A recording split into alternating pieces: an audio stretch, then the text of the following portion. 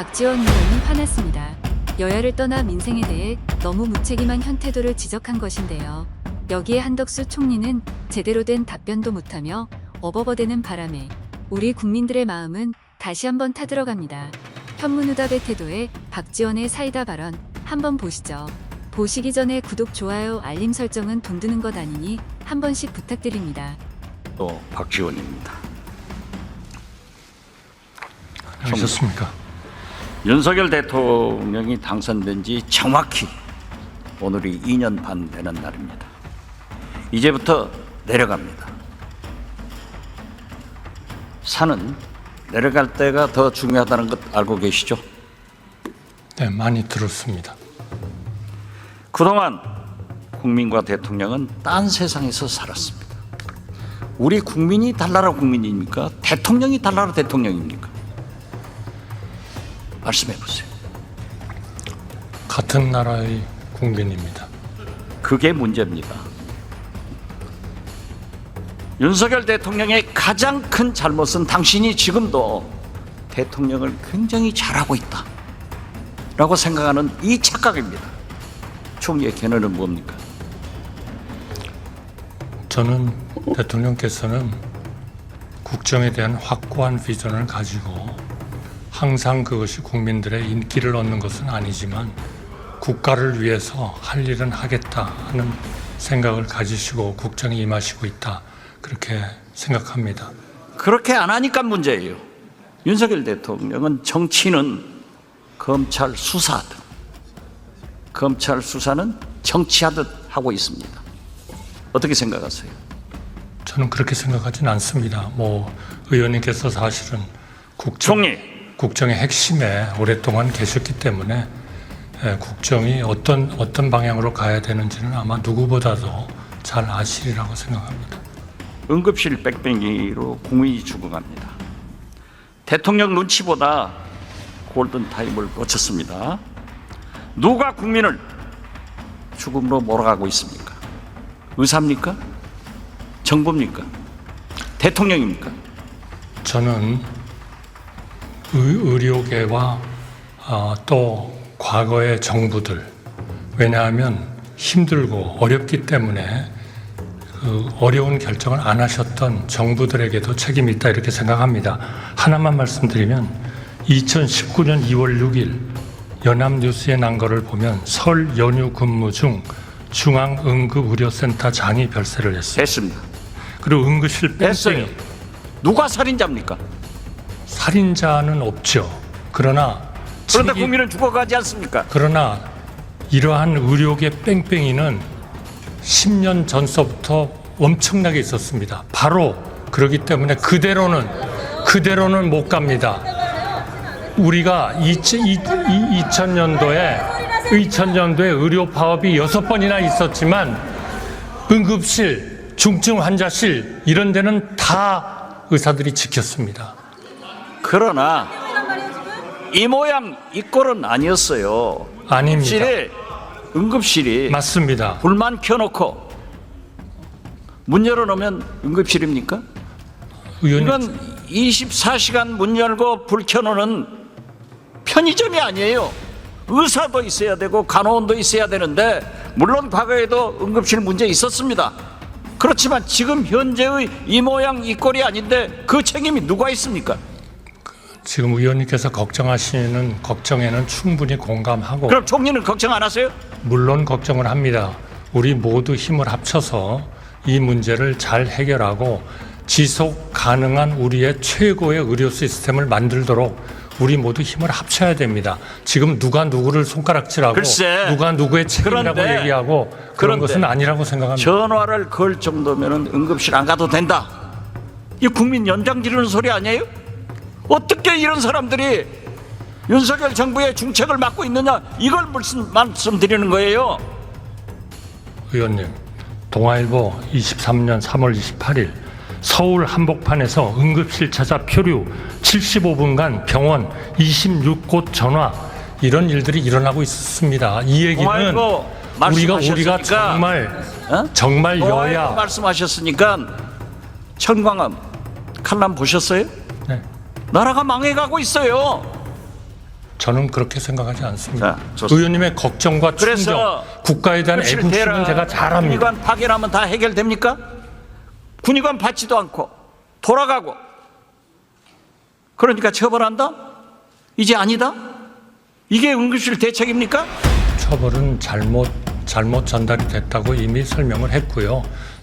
지금 군의관하고 어떻게 배치를 하면 가장 좋은지를 논의를 하고 있습니다. 이것은 의원님께서 아셨던 2000년 의학 분업 시 우리 정부가 했었던 그러한 좋은 그러한 지금 전례를 저희가 밟고 잘 해결하도록 우리 여야가 협조를 해야 된다고 생각합니다. 누가 누구를 손가락질할 때가 아닙니다. 총리, 우리 대한민국 권력 서열 1위가 누구입니까? 네, 권력 서열 1위가 누구입니까? 죄송합니다. 우리나라에서요? 우리나라에서. 글쎄요. 우리나라의 민주공화국의 권력서의 1위라는 게 있을까요? 그런데 우리 국민들, 모두 다 국민들을 위해서 우리 국민들은 네. 김건희 대통령, 윤석열 영부남 하면서 권력 서열 1위가 김건희라는 소리가 들려오는데 총리는 아직 못 듣고 있어요? 저는 그거는 완전한 가짜 뉴스고 선동입니다.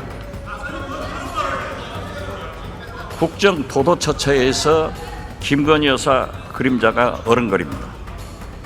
왜 김건희 여사 앞에만 쓰면은 여당도 검찰도 경찰도 권익위도 방통위도 감사원도 자가만 집니까? 왜 자가만 집니까?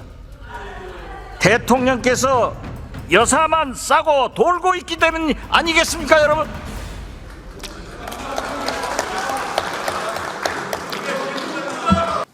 우리가 잘 아는 사이 아니에요? 너무나 잘 아는 거죠. 사모님도 잘 알죠? 물론이죠. 네. 정말 돌아가셔서 정말 안타깝게 생각합니다. 네. 한 총리 사모님이 디올백 300만 원짜리 가지면 받으실 거예요? 제가 아는 사모님은 안 받아요. 그런 가정을 전제로 해서는 답변하는 건 좋습니다. 적절치 않을 것 같습니다. 자, 장인이 사위가 놀고 있으니까 생활비 줬어요. 사위가 취직하니까 월급 받으니까 생활비 안 줬는데 이거 뇌물입니까? 이렇게 하면은 디올백 300만 원짜리도 최재형 목사가 안 사줬으면은 윤석열 대통령이 사주니까 그럼 윤석열 대통령도 뇌물죄로 조사해야 되는 것 아니에요?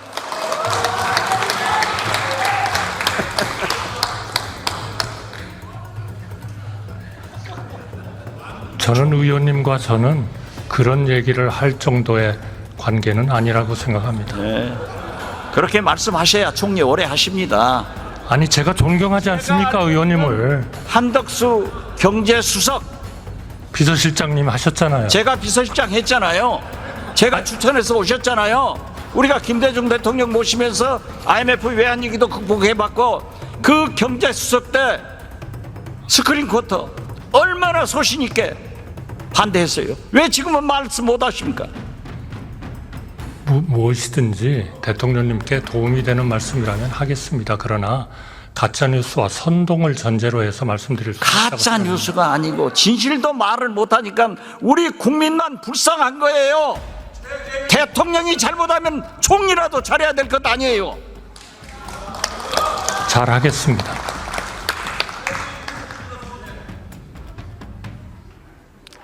대통령께서는 자본하는 물가, 은행 금리, 의료 대란은 못 잡고 이재명, 민주당, 문재인 전 대통령 때려잡는 데만 금메달 따서 되겠어요? 때려잡으라는 물가 잡고 은행 금리 잡고 의료 대란 잡아야 된다고 해야 성공한 대통령이 될 수 있는 것 아니에요? 지금 물가와 금리는 그런 방향으로 가고 있지 않습니까? 물가는 2%입니다. 8월 달에. 이거는 전 세계에서 거의 가장 좋은 실적입니다. 그러니까 미국보다도 더 좋아요. 대통령이 기자회견 하면서 경제 좋다. 민생은 어렵다고 그러셨습니다. 경제 좋아요? 민생은 어렵습니다. 민생은 어렵잖아요. 맞습니다. 예. 1년에 100만 개씩이 없어집니다. 경제 좋다가 좋아요? 그러나 130만 개 그래서 기업들이 우리는 들어옵니다. 네. 지난 2년 반간 국민과 대통령이 딴 나라에서 산 거예요. 같은 우리 데 국민이 달나라 국민도 아니고 윤석열 대통령도 달나라 대통령이 아니라고 하면은 정신 차려야 된다 이거예요. 정신은 항상 차리겠습니다. 자, 10만 4천 원 카드 썼다고 기소했다고 하면은 300만 원 디올백 받았으면은 기소해야 되는 것 아니에요? 의원님께서 말씀을 안 하시는데요. 아니 왜 저 여기 앉아 계신 분들이 답변을 하라 말라 하시죠? 의장님 그게 맞습니까? 총리, 예. 그 순한 한덕수 총리가 요즘 대통령이 싸우라고 하니까 국회의원들의 질문에 저돌적으로 반항을 하고 있어요. 죄송합니다. 청문회 나온 사람들도 다 국회의원하고 싸우자는 거야. 대통령께서 총선 패배하고 뭘 하겠습니까? 모두 내 잘못이다. 나부터 잘하겠다. 했는데 여당 당선자들 모여놓고 예상권, 거부권이 있으니까 싸우라? 세상에 어떤 부모가 자식들에게 싸우라 하고 어떤 대통령이 여당 국회의원들에게 야당과 싸우라고 하는 사람이 있었어요? 대통령님, 김대중 대통령께서 저한테 싸우라고 할 때 제가 싸우든가요? 저 안 싸웁니다. 김대중 대통령이 싸우라고 하는 것은 정의를 위해서 했어요. 맞습니다. 국정을 위해서 싸우라고 하셨어요. 그런데 하도 가짜뉴스와 선동이 판을 치니까 그 순한 한덕수 총리가 그렇게 변했기 때문에 대통령실과 내각과 국회가 충돌하고 있는 거예요. 제발 옛날의 한덕수로 돌아가세요. 의원님 저 안 그것이 변했습니다. 나라를 살리는 길이에요. 저 의원님 존경하고요. 의원님하고 말레이시아에 가서 외환위기 극복하기 위해서 노력했던 거 지금도 생생하게 기억하고 있습니다. 제가 왜 변합니까? 왜 변해야 됩니까? 좋은 한덕수였는데 지금은 나쁜 한덕수예요. 그거는 제가 부족하기 때문에 그렇습니다. 죄송합니다. 자, 이번에 우리가 반쪽 광복절 37년 만에 처음으로 반쪽 개원식을 했습니다. 대통령께서 국회와 국민을 졸로 보고 있기 때문에 총리부터 이렇게 바뀐 겁니다. 잘 생각하세요. 아주 잠을 안 자면서 생각하겠습니다. 왜냐하면 저는 누구보다도 우리 의원님을 존경하기 때문입니다. 않고 개원식 날 대통령이 미국 국회의원들하고 김건희 여사 생일 파티? 이게 말이 됩니까? 그런데 이 정신 나간 대통령실에서는 왜 하필이면 이런 사진을 공개해가지고 국민 염장을 지르냐 이거예요. 그거는 제가 보기에는 이제까지 그 비서실장으로서 공보수석으로서 홍보수석으로서 모든 정권에 걸쳐서 최고였던 박지원 의원님을 따라갈 사람이 없기 때문입니다. 그렇죠. 그러니까 DJ께서 그러셨습니다. 그러니까 윤석열 대통령한테 건의해서 나를 데려다 쓰라가세요. 그렇게 건의하겠습니다. 취임해가지고 10일 날 취임해가지고 5월 11일 날 아침 9시에 너 나가 이런 인사를 하기 때문에 실패하는 거예요. 자 보세요. 물론 대통령 비서실은 대통령실은 영부인을 잘 모셔야 됩니다. 그렇지만 하필이면은 개원식도 안 오신 그날 미국 국회의원들하고 식사하는 것은 당연해요. 김건희 여사 생일 파티 했다고 그런 사진을 공개하는 대통령실 때문에 윤석열 대통령이 욕먹는다 이것을 건의하시라 이 말이에요. 건의하겠습니다. 예, 잘했어요. 잠깐 쉬세요 또. 네. 행안부 장관 오셨죠? 이렇게 뵈니까 너무 좋습니다. 감사합니다. 그러면 삼청동으로 초청이나 한번 해보세요. 사실은 저는 국정원장실에서 한 번쯤 부를 줄 알았습니다. 국정원장은 외부 인사를 잘 안 불러요. 근데 거기에 가봤다는 기자들이 너무 많더라고요. 저렇게 쫄랑쫄랑 덤비니까 대통령이 하는 짓을 총리가 배우고 국회의원들 장관들이 도전하는 거예요. 그러면 안 돼요. 들어가세요. 네, 잘하겠습니다.